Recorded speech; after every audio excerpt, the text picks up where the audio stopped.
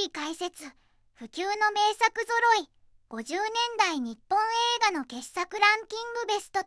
世界が熱狂した黄金期の映画たちを徹底解説。皆さんこんにちは、レイムです。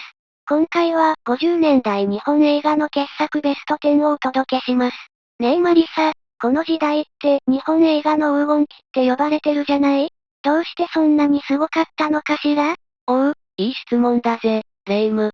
50年代はまさに日本のパワーが爆発した時代なんだ。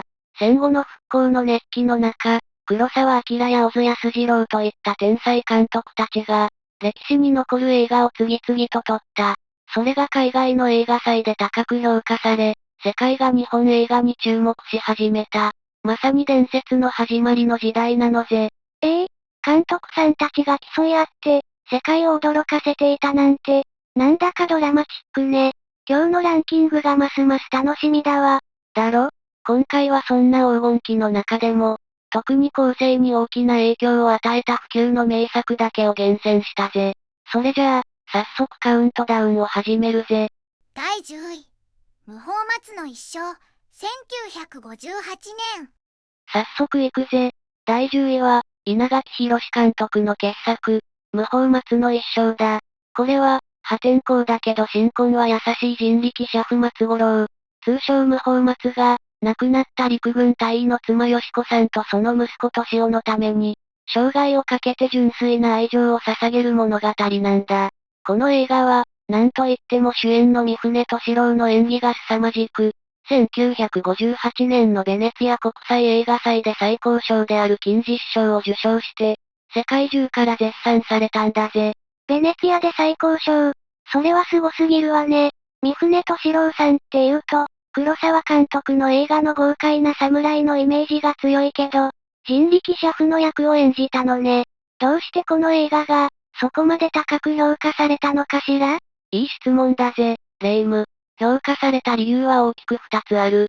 一つは、さっきも言った三船敏郎の魂の演技だ。普段は乱暴者でが殺に見える松五郎が、よし子さんへの決して報われることのない思いを胸に秘め、ひたすら親子に尽くす。その男の不器用な生き様や、心の奥底にある純粋さ、そして内に秘めた悲しみを、三船は表情や仕草だけで完璧に表現したんだ。特に、松五郎が引き込みがちな敏夫と一緒に運動会に出たり、クライマックスの祇園太鼓を叩く場面は、彼の情熱と孤独が爆発する、まさに圧巻の名シーンだぜ。自分の気持ちを伝えずに、ただひたすら尽くすなんて、けなげで、なんだか胸が締め付けられるわ。もう一つの理由は何なの？もう一つは、この映画が描いた日本的な男の美学が、世界の観客の心を打ったことだ。自分の身分や立場をわきまえて、決して一線は越えない。愛する人の幸せだけを願い、見返りを求めずに生涯を捧げる。その自己犠牲の精神と、内に秘めた熱い情熱っていうのが、当時の西洋の騎士道精神にも通じるものとして、文化を超えて共感を呼んだんだな。だからこそ、無法松の一生は、一人の男の切ない恋物語というだけじゃなく、人間の気高さや純粋な愛情を描いた普遍的な傑作として、今も語り継がれてるんだぜ。第9位。地獄門。1953年。第9位は、衣笠貞之助監督の地獄門だ。この映画は、日本初の総天然色長編劇映画として歴史に名を刻んだ作品で、その美しさが世界に衝撃を与えたんだ。なんと、1954年のカンヌ国際映画祭で最高賞のパルムドールを受賞し、さらに翌年のアメリカのアカデミー賞でも、名誉賞と衣装デザイン賞の2部門を制覇した、まさに国際的な快挙を成し遂げた一本なんだぜ。カンヌで最高賞にアカデミー賞も、しかも、日本で初めてのカラー映画だったのね。それだけで歴史的な作品じゃない。一体、どんなところがそんなに世界を熱狂させたのかしら？やっぱり、その色がすごかったの？その通りだぜ、レイム。評価された最大の理由は、まさにその息を飲むような色彩美にある。この映画は、平安時代の絵巻物がそのまま動き出したかのような、豪華絢爛な世界観を見事に映像化したんだ。特に、登場人物たちがまとう十二人や武士の鎧の色使いは、まさに芸術品の域に達している。この鮮やかで、かつ深みのある色彩設計が、当時の海外の審査員たちの度肝を抜いたんだ。日本の伝統的な美意識を色で見事に表現したことが、世界的な評価に直結したんだな。動く平安絵巻、想像しただけでうっとりしちゃうわね。でも、物語ももちろん面白いのよね。もちろんだ。物語は、平安末期の平治の乱が舞台。武士遠藤盛遠が、反乱軍から上皇の女官今朝を救い出したことから始まる。盛遠は、その功績の褒美として今朝を妻に欲しいと願うんだが、彼女には夫がいた。しかし、一度燃え上がった恋心は止められない。盛遠の純粋な愛は、やがて言うことを聞かねば、そなたの一族を滅ぼすと脅迫するほどの、狂気的な執着へと変わっていくんだ。一途な愛がもたらす悲劇的な結末は、見る者の心に強烈な印象を残すぜ。愛が狂気に、美しい色彩の映像と、そんな恐ろしい物語が組み合わさっているのね。そのギャップがまた凄そう。そうなんだ。主演の長谷川一夫が見せる鬼気迫る演技と、京町子が演じる今朝の悲劇的な美しさが、この物語に凄みを与えている。地獄門は、革新的な色彩技術と、人間の愛と執着という普遍的なテーマが融合した、まさに日本映画史に残る傑作なんだぜ。第8位、二十四の瞳、1954年。第8位は、木下圭介監督が1954年に発表し、今なお日本中の人々の涙を誘う不朽の名作、二十四の瞳だ。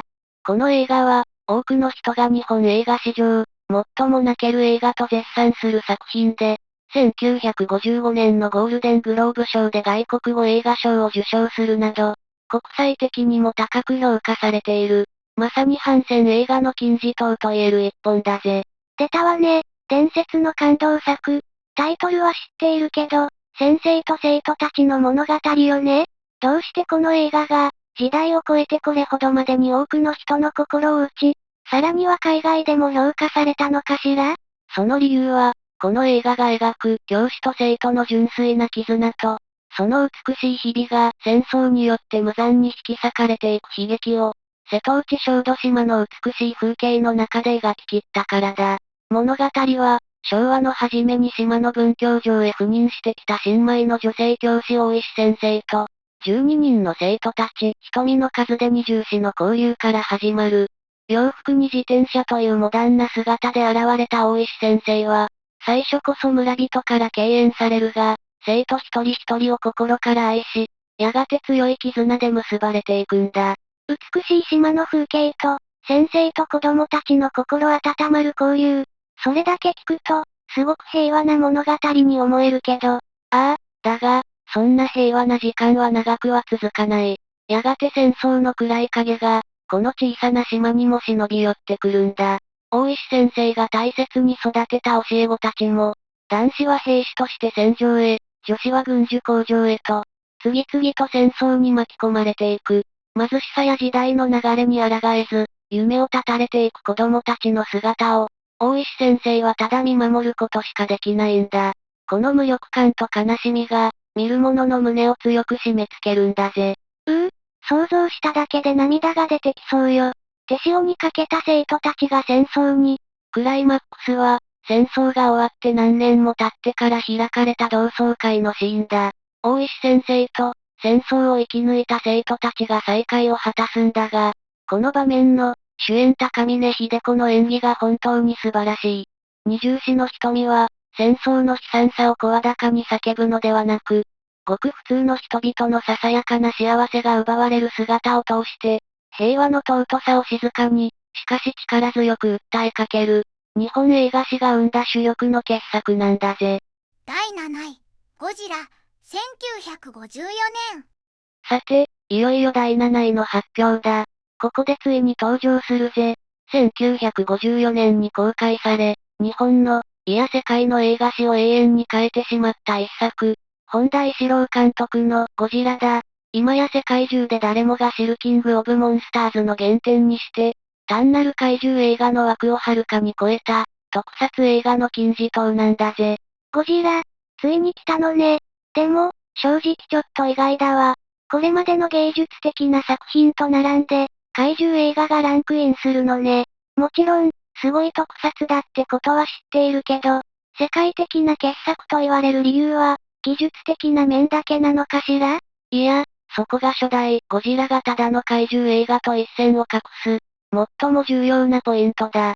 この映画が傑作と呼ばれる最大の理由は、エンターテインメントの裏に隠された、極めて強烈な反核反戦のメッセージにあるんだ。ゴジラは、水爆実験によって安住の地を追われた古代生物の化身。ゴジラが東京を蹂躙し、放射能を帯びた白熱光で街を焼き尽くす当時の観客にとって、数年前に体験した戦争の空襲や、広島長崎の原爆投下という、生々しい記憶そのものだったんだ。そうか、ゴジラは、ただの怪獣じゃなくて、核兵器や戦争の恐怖の象徴だったのね。そう考えると、全く見え方が変わってくるわ。その通りだ。特にこの映画は、公開前年に起きたビキニ干渉での水爆実験で、日本のマグロ漁船第五福竜丸が被爆した事件が直接的なモチーフになっている。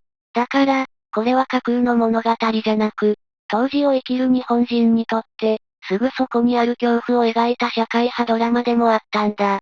そしてもちろん、特撮の神様つぶらや英二による映像革命も欠かせない。着ぐるみと精巧なミニチュアで表現されたリアリティは、ハリウッドも度肝を抜くほどの革新性を持っていたんだぜ。物語のテーマと、それを具現化する技術、その両方がすごかったのね。ああ、そして、それをさらに深めているのが、芹沢博士という科学者の苦悩だ。彼はゴジラを倒せる究極の兵器、オキシジェンデストロイヤーを発明するが、そのあまりの威力から、新たな核兵器として悪用されることを恐れる。科学者の倫理的責任を問いかける彼の存在が、物語に圧倒的な深みを与えているんだ。初代ゴジラは、戦争の記憶と核の恐怖を怪獣という形で具現化した。日本だからこそ生み出せた、魂の叫びなんだぜ。第6位、浮雲、1955年。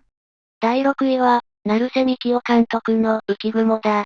この映画は、日本映画史における恋愛映画の最高傑作と称され、後世の映画監督や評論家たちから熱狂的に支持されている一本なんだ。派手な国際映画祭の受賞歴とは別に、作品そのものが持つ力で、日本映画が到達した一つの極点として語り継がれているんだぜ。恋愛映画の最高傑作。なんだか、これまでのランキングとは少し毛色が違うわね。成瀬幹雄監督って言うと、小津安二郎や黒澤明と並び称される巨匠よね。一体どんな恋愛物語が、そこまで専門家たちをうならせるのかしら？ああ、だがこれは、およそ甘いラブストーリーとは正反対の物語だぜ。主人公は、戦争中の仏領インドシナで出会い、恋に落ちた幸田由紀子と富岡。終戦後、由紀子は富岡を頼って日本に帰国するが、彼には妻子がいて、生活は困窮していく。そこから始まるのは、離れようとしても離れられない。まさに腐れ縁という言葉がぴったりの、どこまでも落ちていく男女の壮絶な関係なんだ。腐れ縁、なんだか、すごく重そうな話ね。どうしてそんな救いのないような物語が、最高傑作とまで言われるの？それは、この映画が人間のどうしようもない業や本質から目をそらさずに、徹底的なリアリズムで描き切ったからだ。戦争で価値観が崩壊し、希望を見出せない戦後の空気感。その中で、優柔不断で自分勝手なダメ男の富岡から、どうしても離れられないユキコの姿は、見る者に強烈な印象を与える。主演の高峰秀子が見せる、愛と憎しみが入り混じった危機迫る演技は、まさに圧巻の一言だぜ。ただ綺麗なだけじゃない、人間の生々しい感情を描いているのね。その通りだ。特に成瀬監督は、登場人物たちの行き場のない感情を、降り続く雨やぬかるんだ道といった、ジメジメした風景で巧みに表現する。死んでもいいから、一緒にいたいという幸子のセリフは、この映画の本質をついている。綺麗事では決して描けない、愛と執着の深淵を覗き込ませる、まさに日本映画史に残る究極の恋愛映画なんだぜ。第5位、雨月物語、1953年。第5位は、黒澤明、小津安二郎と並び、日本三大監督と称された巨匠溝口健二の最高傑作、1953年公開の雨月物語だ。この映画は、ベネツィア国際映画祭で銀獅子賞を受賞し、溝口の名を世界に轟かせた一本。その有限で絵画的な映像美は、今なお世界中の映画人を魅了し続けている。まさに奇跡の映画なんだぜ。日本三大監督、溝口健二。名前を聞くだけで緊張しちゃうわね。雨月物語って言うと、怪談話よね。ただの怖い話というだけではない。世界をうならせた理由は何なのかしら？その理由は、この映画が人間の欲望の愚かさという普遍的なテーマを、現実と幻想が溶け合う、他に類を見ない独創的な映像美で描き切ったからだ。物語の舞台は戦国時代。刀工の源十郎は、戦乱に乗じて人儲けしようと野心を燃やし、彼の義弟藤兵衛は、侍になって名を上げたいという夢に取り憑かれている。彼らは、妻たちの生死を振り切って、欲望のままに突き進んでいくんだ。お金と名声、いつの時代も、男の人が追い求めるものなのね。その二人の欲望が、怪談話にどう繋がっていくの？源十郎は、作った焼き物が高値で売れたことで有頂天になり、怪しくも美しい亡霊の姫君若さに見入られてしまう。一方、藤兵衛は、偶然手に入れた首で侍の身分を手に入れるが、そのせいで妻は悲惨な運命をたどる。この映画は、男たちの身勝手な欲望が、いかに家族を不幸にし、自らを破滅に導くかを冷徹に見つめているんだ。そして、その幻想的な世界観を支えているのが、溝口監督の代名詞でもあるワンシーンワンカットの撮影技法だぜ。ワンシーンワンカット？どういうこと？カメラを止めずに、一つの場面を長回しで撮る手法だ。特に、源十郎が霧深い琵琶湖を船で進むと、対岸に若狭の館が現れるシーンは伝説的だ。流れるようなカメラワークが、見る者を夢と現実の境目が曖昧な世界へと誘うんだ。この世のものとは思えない映像美と、人間の行を鋭くえぐる物語。この二つが完璧に融合した雨月物語は、単なる怪談ではなく、人生の真理を描いた、芸術の域に達した傑作なんだぜ。第4位、生きる、1952年。第4位は、世界の黒澤明監督が1952年に発表した、ヒューマンドラマの金字塔、生きるだ。7人の侍のようなアクション活劇のイメージが強い黒澤監督だが、この作品は、一人の男の生と死を真正面から見つめた、静かな、しかしとてつもなくパワフルな物語なんだ。ベルリン国際映画祭で特別賞を受賞し、今なお世界中の人々に人生とは何かを問いかけ続けているんだぜ。黒澤監督のヒューマンドラマ。それは興味深いわね。生きるっていう、すごくストレートなタイトルだけど、どんな物語なの？なぜこの映画が、これほどまでに時代や国境を超えて、人々の心を打ち続けるのかしら？その理由は、この映画が誰にでも訪れる死を前にしたとき、人はどう生きるべきかという、人間の根源的な問いに、一つの感動的な答えを示したからだ。主人公は、市役所で30年間、ただ無気力にハンコを押すだけの日々を送ってきた男、渡辺課長。彼はミイラと揶揄されるほど、生きる意味を見失っていた。そんな彼が、ある日突然、胃がんで余命いくばくもないことを宣告されるんだ。うわぁ、それはあまりにも酷な宣告ね。人生を無駄にしてきたと気づいた瞬間に、残された時間がわずかしかないなんて。絶望した彼は、自暴自棄になって夜の街をさまよったりもする。だが、結局心は満たされない。そんな中、彼はかつての部下で、生命力に溢れる若い女性と再会し、あることに気づかされるんだ。遅すぎることなんてない。自分にもまだ、何かできることがあるはずだと。そして彼は、住民から陳情が出ていたにもかかわらず、役所の縦割り行政で放置されていた公園作りに、残された命の全てを捧げる決意をするんだ。自分のためじゃなく、誰かのために、最後の最後に、本当に生きる意味を見つけたのね。ああ、主演の志村隆が見せる、死期を悟った男の絶望と、そこから使命感に燃える聖人のような表情への変化は、まさに神がかっている。そして、雪の降る公園で、完成したブランコに揺られながら、静かにゴンドラの歌を口ずさむラストシーンは、日本映画史上で最も美しく、そして切ない場面として語り継がれている。生きるは、我々一人一人にお前の人生は、それでいいのかと鋭く問いかける、魂の映画なんだぜ。第3位、東京物語、1953年。栄えある第3位は、日本映画の代名詞とも言えるこの一本、小津安二郎監督の東京物語だ。この作品は、世界中の映画監督や批評家が選ぶ史上最高の映画ランキングで、何度も第1位に輝いている。つまり、映画のプロたちが歴史上、最も偉大な作品と認める、まさにキングオブムービーなんだぜ。史上最高の映画、すごいわね。でも、小津監督の映画って、大きな事件が起きるわけではなく、淡々と日常を描くイメージがあるわ。どうして、その静かな物語が、国境を越え、時代を超えて、世界中のプロフェッショナルたちから最高傑作とまで称賛されるのかしら？その理由は、この映画が家族という最も身近な存在の、誰もが目を背けたくなるような真実と、そこに潜む人生の寂しさや無常感を、静かながらも極めて鋭く、そして美しく描き切ったからだ。物語は、尾道に住む老夫婦が、東京で暮らす子供たちに会うためにはるばる上京するところから始まる。だが、医者の長男も、美容院を経営する長女も、自分の生活に追われ、両親の相手をするのを面倒くさがるんだ。なんだか、すごく現実的で胸が痛くなる話ね。せっかく会いに来たのに、邪険に扱われるなんて。そうなんだ。忙しい子供たちは、老夫婦を厄介払いするように熱海の温泉に送り出すが、そこも落ち着かず、結局老夫婦は早々に東京に戻ってきてしまう。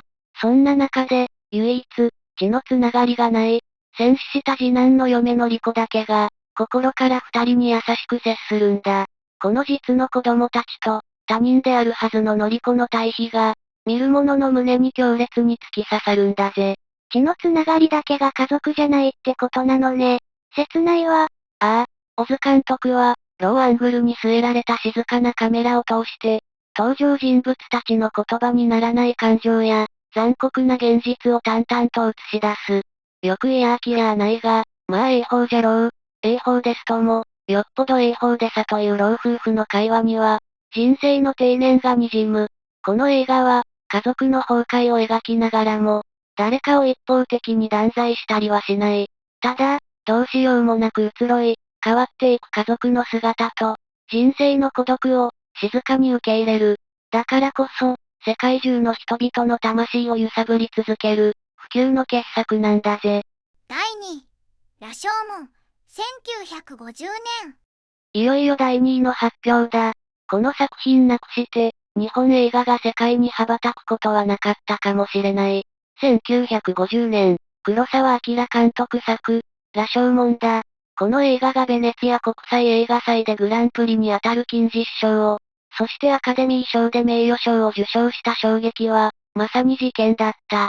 黒澤の名を、そして日本映画の存在を、一夜にして世界に知らしめた、歴史的な一本なんだぜ。羅生門、ついに来たのね。世界中の誰もが知るタイトルよ。でも、今となっては、羅生門的展開なんて言葉もあるくらい、一つの事件をいろいろな人の視点から描く手法って珍しくないわよね。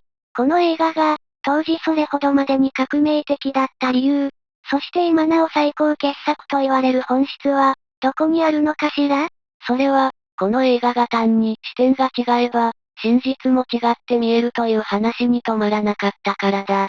物語は、豪雨の羅生門のもと、盗賊、武士の妻、そして霊媒師の口を借りた武士の霊、三者三様の食い違う証言が語られる。だが問題は、彼らが嘘をついているということだ。それも他人を陥れるためじゃない。自分自身のプライドや体面を守るために、自分に都合のいい嘘をつき、自分自身すら騙しているんだ。じゃあ、本当の真実は、最後までわからないままなの？その通り、この映画は、ミステリーの常識を覆し、犯人は誰かではなく、人間とは、己の保身のためなら、どこまでも醜くなれる生き物であるという、およそ信じたくない本性を暴き出したんだ。この、人間のエゴイズムを徹底的に見つめた視点こそが、世界に衝撃を与えたんだぜ。そして、それを支えたのが、常識破りの映像表現だ。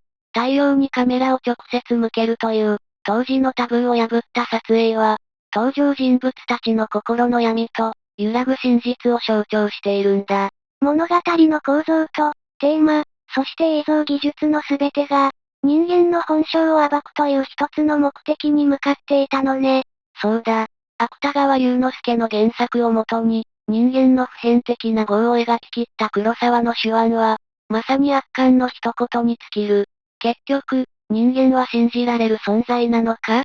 豪雨のラスト、捨てられた赤ん坊を前にした登場人物が下すある決断に、黒沢監督は、人間の前世に対する一縷の望みを託した。人間の醜さと、それでも失われない希望。その両方を描き切ったからこそ、羅生門は映画史に燦然と輝く不滅の傑作なんだぜ。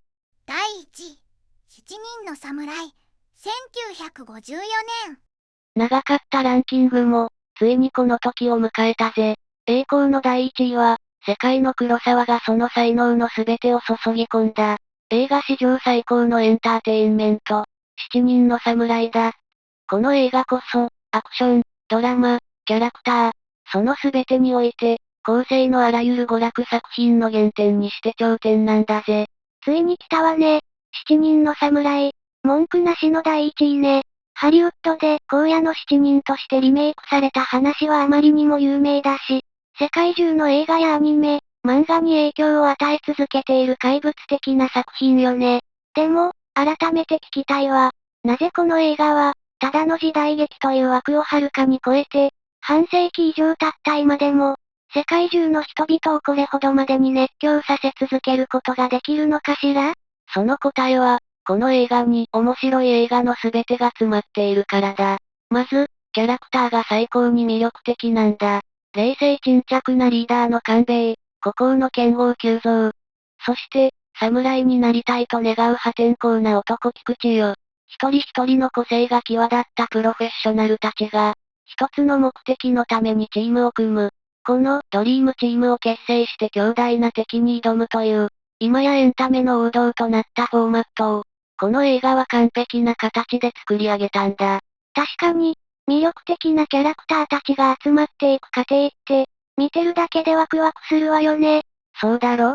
そして、その面白さを最大限に引き出すのが、完璧なストーリー構成だ。前半は、絶望した百姓たちが侍を探す仲間集めのパート。ここで観客は侍たちに感情移入し、後半、村を要塞化して野武士の襲来に備える、怒涛の防衛戦でカタルシスが爆発する。